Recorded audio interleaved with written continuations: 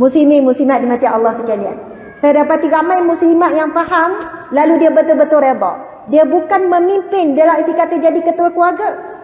Sebab kalau kita rujuk hadis Nabi, kullukum ra'in wa kullukum mas'ulun ar ra'iyatihi. Nabi bersabda, setiap daripada kamu, Nabi tak ada kecualikan siapa-siapa. Nabi bukan kata kecuali tukang sapu, kecuali cikgu, kecuali suri rumah, tak. Nabi kata kullukum, setiap daripada kamu, kullukum ra'in adalah pemimpin, wa kullukum mas'ulun ar ra'iyatihi, dan setiap daripada kamu akan ditanya akan kepimpinannya. Hadis tu sambung panjang lagi ibu-ibu. Apa sambungan dia? Setiap raja akan ditanya akan kepimpinan, setiap rakyat akan ditanya akan kepimpinannya, pemimpin akan ditanya, kita rakyat akan ditanya. Hari ini tahu tak apa yang merosakkan dalam pemikiran umat Islam hari ini? Politik kotor. Perasan tak? Hari ini orang muda bila sebut politik kotor. Politik kena tinggal. Politik jangan masuk campur.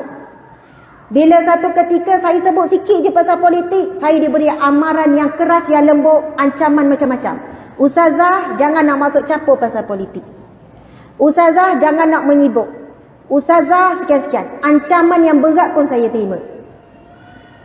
Nak supaya beri gambaran politik ni kotor, politik ni hanyalah orang gila kuasa macam-macam.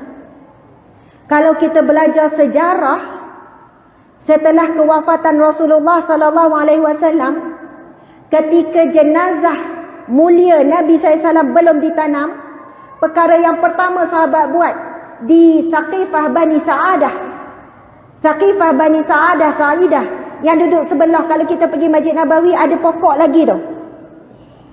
Jenazah mulia Nabi ada lagi, belum diuruskan, belum dimandikan, belum ditanam. Tetapi berapa orang sahabat Nabi daripada Ansar, Ansar ni penduduk tetap Madinah, daripada Al-Muhajirin, daripada Mekah, dah berkumpul untuk bincang siapakah pengganti kepada Rasulullah dalam bidang pemerintahan. Bukan mereka tak sayang Nabi. Kalau fikir logik, dok dah tunggu Nabi ditanam dulu, dok bercandah pasal kuasa, dok bercandah pasal siapa jadi ketua. Dan berlaku perbincangan sehingga hampir-hampir mereka bergaduh kerana penduduk Ansar mengatakan kepimpinan mesti kembali kepada mereka sebagai tuan tanah. Yang Muhajirin pula menyebutkan tentang wasiat-wasiat Nabi. Perbincangan tu jadi panas, tak selesai hari itu, bersambung lagi.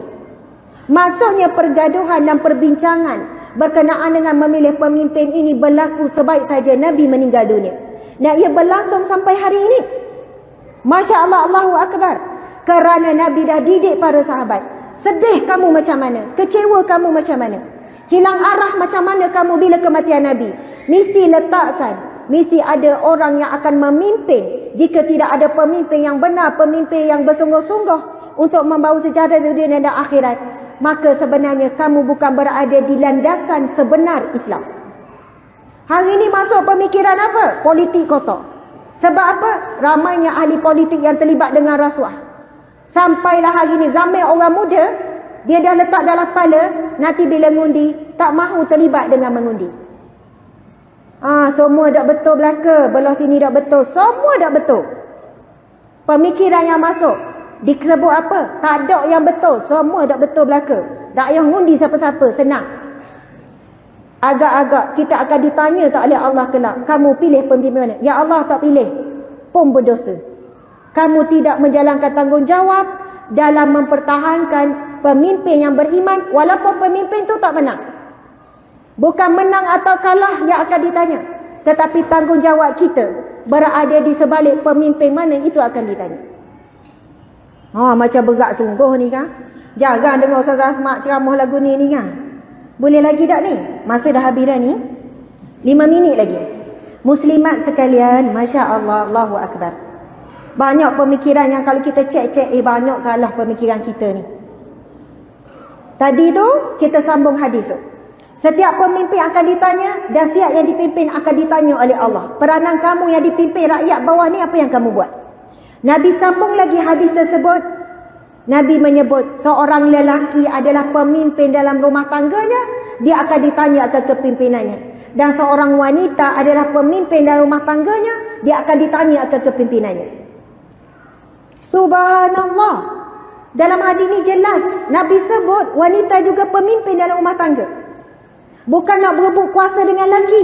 Lelaki ada ruang lingkup dia yang dia perlu pimpin, perempuan ada ruang lingkup dia perlu pimpin.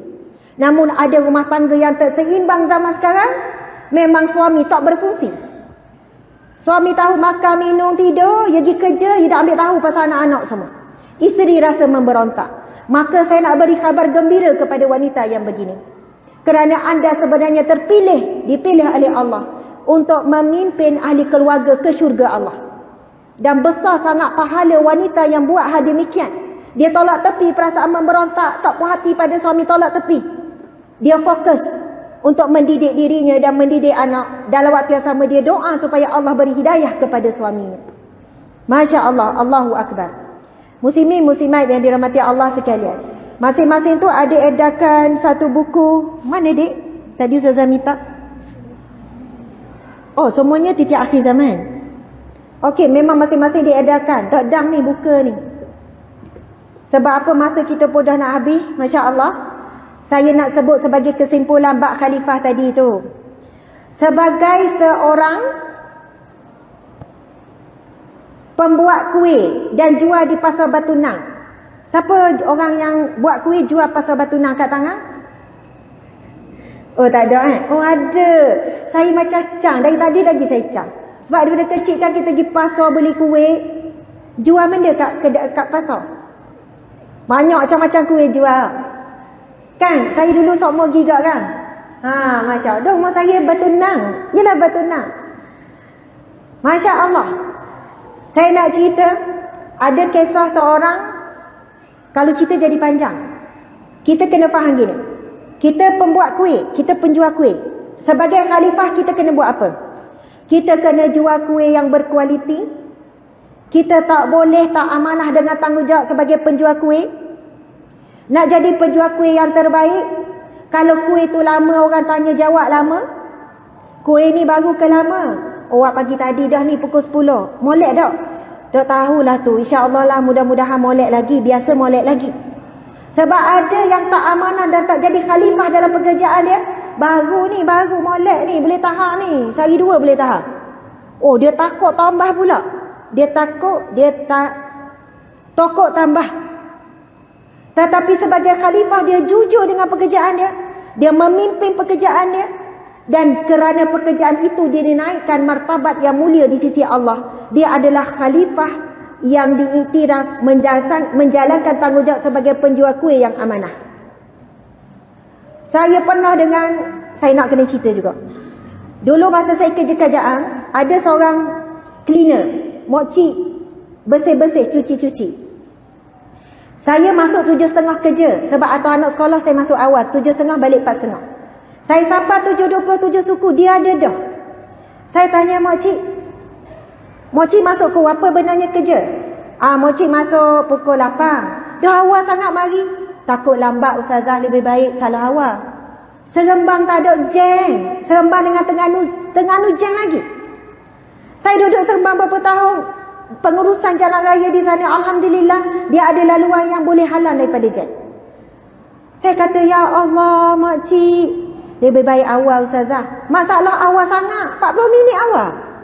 Kita awal pun 10 minit, tu kira rasa bagus sangat lah. Lepas tu kan, saya ingat, sebab tu saya bawa cerita makcik ni. Kalau saya nak buat-buat dengan dia waktu dia tengah ngemah-ngemah, makcik duduk mana? Ataupun buat pasal anak dia ke? Dia akan jawab rekah je. Tak apa ustazah, ni waktu kerja, makcik nak sambung kerja dah. Kita terus sentap rasa. Padahal habis dah bersih ni. Mari tanya, ustazah ada nak bersih mana-mana ke? Duduk ulang lak. Saya kata makcik, dah bersih sangat dah cermin tu. Pejabat ni, makcik tak payah dah. Tapi ni waktu kerja, makcik kena kerja. Allahu Akbar. Wak lain duduk rehat, duduk lepak, duduk makan, duduk beti-beti. Dia tak beti-beti. Kan basuh jambang, Jambang tu tak ada kotor dah pun. Dia tak bazir air, dia pandai nak jimat. Lepas tu kan, saya pun satu hari pergi rumah dia. Rumah flat, tingkat atas. Anak baik-baik, rumah bersih, tenang. Dia kata, "Ustazah, saya pegang amanah Allah, jadi cleaner, saya nak jadi cleaner terbaik di sisi Allah." Saya kata, "Mokcik ni memang luar biasa kefahaman dia tentang bab dia adalah khalifah Allah." Saya tanya, "Gaji mokcik berapa?" "Tak sampai 1,000. Kerja bersungguh macam tu tak sampai 1,000 pun gaji." Sebab dia tahu pekerjaan dia tu untuk ditunjuk pada Allah, bukan nak tunjuk pada majikan, nak naik pangkat. Sebab tak itulah kalau kerja berapa tahun pun. Allahu Akbar. Sebab itu bila kita faham khalifah ini, dia pergi kepada diri sendiri. Apa yang kita sedang lalui sekarang, itulah kepimpinan kita. Anak kita, urusan rumah tangga, kita buat comel lipat kain, comel jemur kain, comel, kita pun rasa puas hati. Sebab kita tahu Allah memang tengok, Allah memang akan hargai apa kita buat. Suami kadang tak perasan pun kita ngemah rumah, sebab dia balik rumah bersih rumah. Padahal setengah jam sebelum dia balik, rumah kan main sepah macam benda. Betul tak isteri-isteri? Kedok. Ke memang sepah sokma. Kalau pengalaman saya lah, anak 7 orang ni kecil-kecil, lah nak sepah, nak ke bahannya sepah lah masa saya jadi suri rumah. Tapi bila tahu suami nak balik setengah jam, jadi Superman ada, Ultraman ada, Spiderman ada, boleh jadi belaka. Tiba-tiba boleh laju terbang, boleh ambil barang, boleh pung letak tempat yang suami sampai rumah bersih. Padahal sebelum tu tidak tahu rumah ni macam mana. Suami tahu tak kita susah payah kemas sebab nak suruh dia seksa? Suami tak nampak. Allah tengok tak? Allah tengok. Allah beri ganjaran itu walaupun kecil, mana pun Allah akan beri ganjaran. Orang yang faham konsep khalifah, dia faham apa yang dia buat ini beri kesan yang besar dan sebagainya. Dia faham anak ini, dia nak bentuk molek-molek, ngaji molek-molek untuk jadi pejuang agama Allah. Ibu ini diangkat ibu-ibu pejuang agama Allah. Walaupun bukan dia yang berada di jalan untuk menyampaikan agama Allah, tapi dia ibu yang didik anak dengan bersih, dengan disiplin, dengan akhlak yang molek, dengan rutin harian bacaan tu, sampai anak itu mempunyai jiwa rohani yang kuat, akhlak yang baik, prinsip yang tegas. Sebab apa? Hasil didikan seorang ibu walaupun sendiri rumah, walaupun ibu ni tak pernah pergi sekolah rendah sekalipun, walaupun ibu ni tak pernah pergi sekolah menengah sekalipun, tetapi kalau dia faham tentang, dia jadikan anak ini anak yang berakhlak mulia, anak ini anak yang pembersih, anak ni disiplin.